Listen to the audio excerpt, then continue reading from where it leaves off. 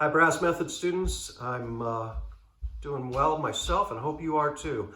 I wanted to talk about trombone again, hit some of the things I missed in the last video, and kind of finish out this little part of this little unit on trombones. Next week I'll probably do a video talking about the euphonium. A few things that we wanted to talk about is the fact that I want you to make sure you understand the correlation between fingerings and slide positions. Obviously, when the slide is in first, that's all the open notes. That's the correlation to the open notes on a valved instrument. Second position correlates with second valve. Third position correlates with first valve. Fourth position correlates with first and second valve. And fifth position correlates with second and third valve. Sixth position with, wait, I gotta look, 1 and 3. And then seventh, 1, 2, and 3. And just like there's only one note on trumpet where we use 1, 2, and 3, well, 2, I guess, low C sharp, and then the really low F sharp, the lowest note. Kind of the same thing on trombone. You're only going to use seventh for low B natural and the low, super low E, the lowest note you can hit on a non-F attachment tenor trombone. All right, so I just want to make sure you understood that. Second, make sure you learn the overtone series on the trombone for the next test, for the next unit test. It's found on page 73. I'll try to make a copy and send it out. I think some of you may still have some problems getting a hold of the books. So I'll try to send that out as an attachment when I send this out. Notice that each position is slightly longer the more you extend. And that is just true to acoustics, to the laws of acoustics. And this, by the way, is the reason valve instruments fall a little short. When you start adding valves together, by the laws of acoustics, each one should be a little further out, but they aren't. And so like 1 and 2 is sharp and you have to kick it. Or 1 and 3 is sharp, so you kick third valve on a trumpet. It's the same idea, but we don't have to worry about that on trombone because we can go a little further. Each position's a little bigger. And so that's one of the great things about trombone. So trombone should never have to lip up or lip down. Those are skills that we do have to use on the other brass instruments a little bit. But because trombones can play perfectly in tune with the slide, as long as your F and B flat, your open first position notes are in tune, you're pretty much good to go. And so that is one thing to consider. It's called centered blowing. You just blow right in the center of the note and then adjust with the slide. When you're teaching, encourage students to try to hear the next note before they play it. Now, I really think we should be doing that on every instrument. Nevertheless, it's especially important on trombone where, you don't have the security of the valves. You've got to kind of listen and adjust with the slide. And so it just teaches them to start listening themselves. Remind students to use their ear as the guide, not so much the math of is the slide in the correct position. Actually, the slide will be in the correct position if they're really listening for the most part, and then it becomes muscle memory. I'm going to tell you as a teacher right now, the one they're going to struggle with, believe it or not, it's not the longer ones, it's second. Second, right there, baby. A's and E's. 1 inch of silver showing right here, of the inner slide showing. They're going to play it out here, I guarantee you, about 3 inches out. And that's just really flat. And so I don't know what it is about. They want to go out, They just want to extend the arm. But it's second position that you're going to have the most problems with in your classroom. You just got to keep an eye out and say, hey, remember, just 1 inch of silver showing of the inner slide. All right, where am I? Okay, the warm-up. I still believe in the extended range spiderweb warm-up. I just took that warm-up that I gave you already and I wrote it in B flat for trombone. And so it correlated. And I do have one trombone student and he uses it, and I think it's a good way to go. It's a good way to extend range and so forth. I will attach that also to this when I email this video. The slide. I know I said something about it, but again, the important thing is a relaxed, not grasping the slide, but a relaxed grip. And just this. Have them do this. Tuck these 2 fingers under and just have them do this for a while without anything. Then say, okay, now take the slide. All right, and keep this real flexible. All right, they're going to grasp. like this. I guarantee it. Don't let them. Or do this and keep these down here or something. Just tuck these two fingers under so it's just the thumb and 1 and 2 that you're dealing with here, okay? And that's really going to help. The book mentions clefs, and it is true, trombones don't always play in bass clef. You're probably not going to have to deal with this unless you're at a really advanced high school. And then you might see some tenor clef, and you might have to teach that.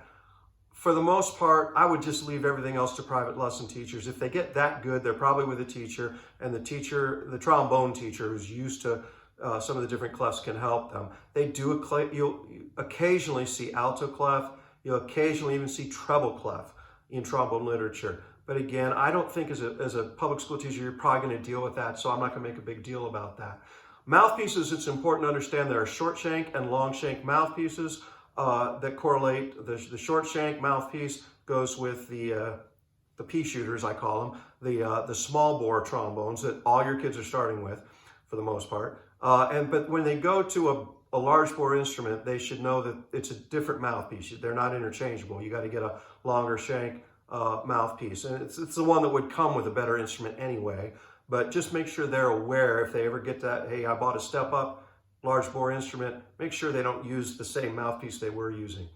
Okay, F attachment. Let's talk about that. I don't have one to show you, but there's obviously a thumb valve and adds this tubing back here that pitches your harmonic series in the key of F below the B flat that it already is. There are 3 purposes for the F attachment. Perhaps most important is range extension. 7th position, low note, I can hit an E on a tenor trombone. With the addition of the F attachment, I can go down to C, super low C, below that. And that's really helpful for certain literature.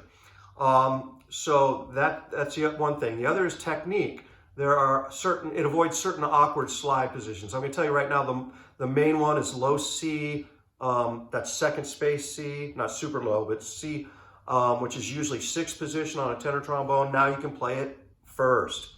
Yay.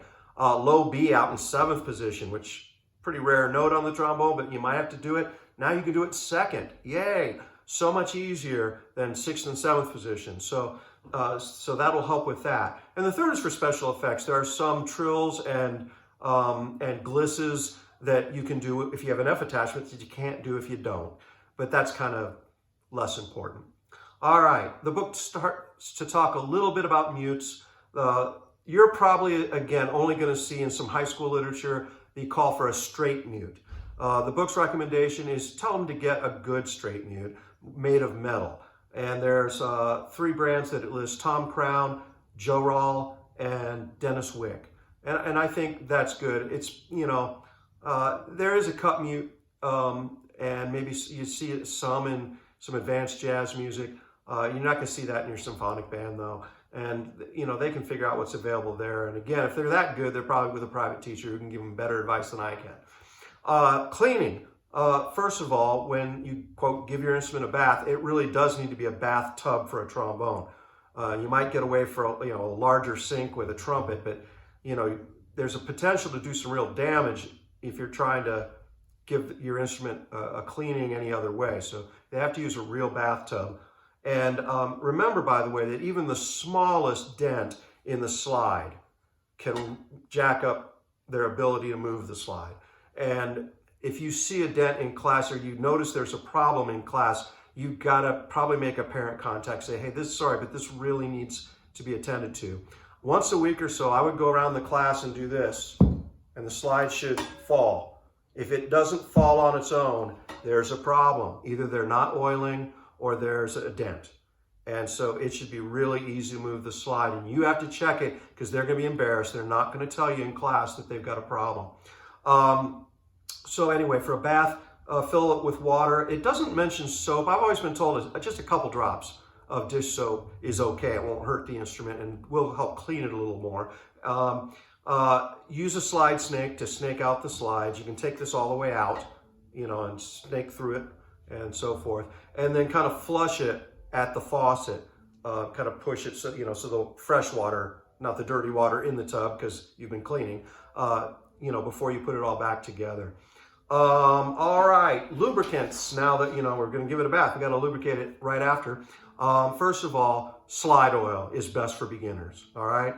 They're going to go through it. You can tell them to buy a bunch of bottles of slide oil, buy it in bulk, but, and check for it. We used to have equipment checks once a week. Let me see your slide oil. Because again, they're going to run out and they're not going to tell mom and dad, hey, could I borrow some? No. You need to really stress the responsibility. You're a trombone player. You've got to have slide oil every day, and you got to use it, all right? And so, you could actually take this all the way out. Be careful. And it's good to take a dry, lint-free cloth and wipe the inner slide of any dirt that's accumulated. And then put a few drops of slide oil and then kind of work it in like this, all right? And that's what you need to do. Now, advanced players will use silicone cream and a spray bottle to keep it moist. Now, you got to ask yourself, you really want 6th graders with a spray bottle in class? That's asking for trouble. Yeah, so I would save that. Let the private teachers kind of move into that. There's nothing wrong with slide oil. It's the easiest thing, and it's not that expensive. I'm sorry. You can expect your kids to have enough slide oil to get them through what they're getting through. Now, for advanced players, there's also something apparently called Slido-Mix, and it's kind of a 2 lubricants and a squirt bottle, and I don't know anything about it. You might talk to your trombone friends. Maybe somebody uses that. I don't know. I'd never heard of it, to be real honest, but there is that, okay? All right. Don't forget the tuning slide. There is a tuning slide here for tuning your first position note only, because that's the only thing it's valid for.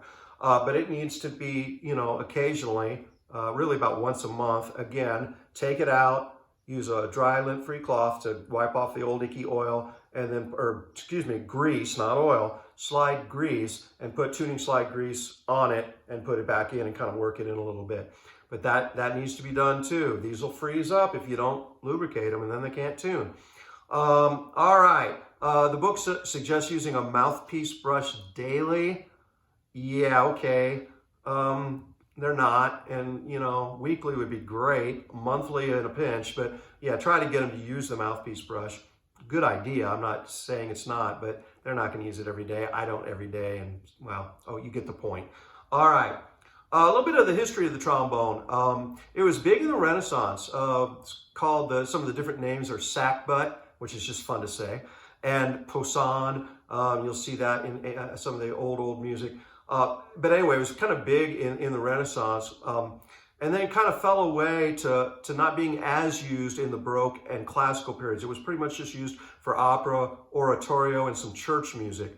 But it wasn't in symphony orchestras, for example, until the Romantic period. In fact, it was Beethoven. They kind of traced it back to Beethoven's Fifth, where trombones became standard in the orchestra. And you should probably know that much of the history. In the 20th century, they really kind of came into their own even more because of jazz and being one of the main instruments of jazz. Of course, in the Dixieland, you hear lots of glisses, that ability to go bam, and it kind of played what was called a tailgate trombone part, which is sort of mirrored the bass line, bam, bam, bam, bam, bam, bam, bam, kind of like that. And I won't demonstrate that because I'm not any good. But anyway, it gives you some idea of how it really was rejuvenated. And then when jazz went from Dixieland to big band jazz, of course, it was one of the 3 sections: saxophone, trumpet, and trombone section. I think Ellington only used 3 trombones, but eventually you started to see 4, and the 4th was a bass trombone. I wanted to finish today talking a little more about legato studies. Again, when you're just playing notes that are unmarked, you're probably using a gentle T sound, tu, tu, tu, like this. I'll try. Now,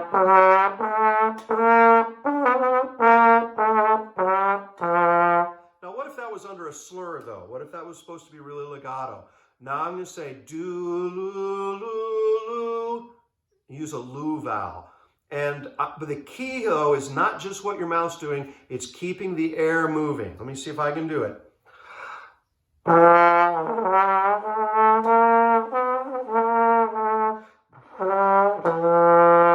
You can tell, very different use of air. I'm used to the high compression, trumpet and horn. I need to learn to take a much huger breath if I'm going to play trombone. I couldn't even get through that simple slur in one breath. So it's a different thing. I'm not using near the compression of the smaller instruments, but there's a bigger volume of air. Some of those that I played were pretty decent, some were not. Do-loo-loo, that's the idea. Work with it. The key is, though, don't play separate breaths for each note. Blow, blow, blow. That's wrong. Even when it's unmarked, even when it's not under a slur, keep the air moving, all right, as you would with any brass instrument. But don't think so much about what the mouth's doing and forget to keep that air flowing. All right, so far, I'll put some attachments with this, as I mentioned.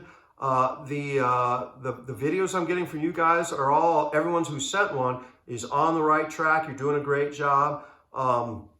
Beyond that, let me know if you need anything. I think by tomorrow, everyone will have a trombone. There were a couple people that it took a little time to get one. I'm going to be patient with you. Don't sweat about this, all right? Do your best, and I'm looking for progress over the next few weeks. That's the main thing. If I'm seeing progress, you're gonna be successful in this class. All right, try to keep up with the reading. Try to get those books if you can. That's gonna help you. I will do some, I've sent some of you, for example, the chapter on braces and the Johnson book. I just scanned it, sent it to you. Probably a little copyright illegal. Don't tell anyone. I'm gonna try to help you out if I can, though, all right? So let me know what you need, and I'll do everything I can to help you through this. Hope you're doing all okay. All right, see you next time. Bye.